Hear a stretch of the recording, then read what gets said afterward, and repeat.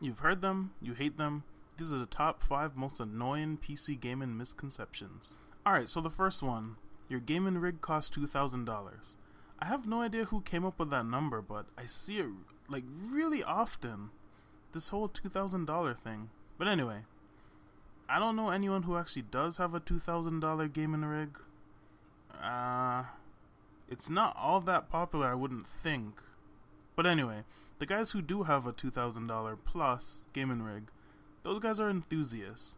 And those guys, they add stuff to their computer all the time. They take care of it like it's a car. They don't have to do this, they just want to do it. It's like a hobby. And an addiction. If you really want to see what most people pay for their rig, go to pcpartpicker.com and then you'll pretty much see how much stuff costs. I mean, $2,000 is pretty much out there. You don't actually need that. Even if you want to play everything on Ultra, you do not need $2,000 to do so. Alright, so the second thing is you have to upgrade your computer every year or every 2 years. I hear this one a lot. And just like I said before, these people who do that are enthusiasts. They always want to play the best settings possible, 60 frames per second. You don't have to do this at all. All that's going to happen is years pass, you might end up having to play on high, then you'd have to play on medium, then low, and then you want another one. I mean, your gaming PC is going to last you the full generation. The question is, what settings do you want to last that generation with? Alright, so number 3. You can't hook up your computer to your TV. This one just makes no sense. You could obviously hook it up, just plug in the HDMI just like you'd plug in your PS4 or your 360.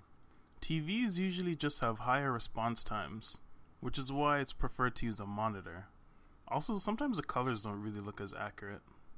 It's not because you can't use a TV, it's because you prefer to use a smaller monitor.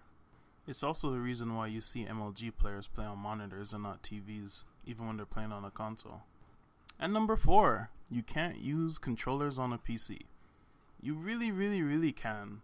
You can use your PS3 one, your PS4, Xbox 360, recently the Xbox One support. If you use the Xbox 360 or Xbox One controller, you actually have actual drivers from Microsoft, so you actually have the buttons pop up and everything. It would look exactly like if you were playing on an Xbox. I actually find it better to play games like little indie games, side-scrolling ones especially, or games kind of like Assassin's Creed. I prefer that with a controller. But for FPSs, definitely keyboard and mouse. To me, it just feels better. It makes me more feel like I'm immersed in the game. And the final one is that you can't tell the difference between 30 and 60 frames per second. If you can't see the difference, I'm not going to say it's because you're blind, but it's probably because you compared 30 versus 60 on a YouTube video. YouTube only shows 30 frames per second, so it will look the exact same. You're not crazy, your eyes aren't blind, just it looks exactly the same on YouTube, because it is exactly the same. If you were to actually download a video comparison and play it on, let's say, VLC, you'll definitely see a difference. For me, that's the top 5 PC gaming misconceptions. I think everyone needs to see this video, because seeing the same shit over and over and over gets really goddamn annoying.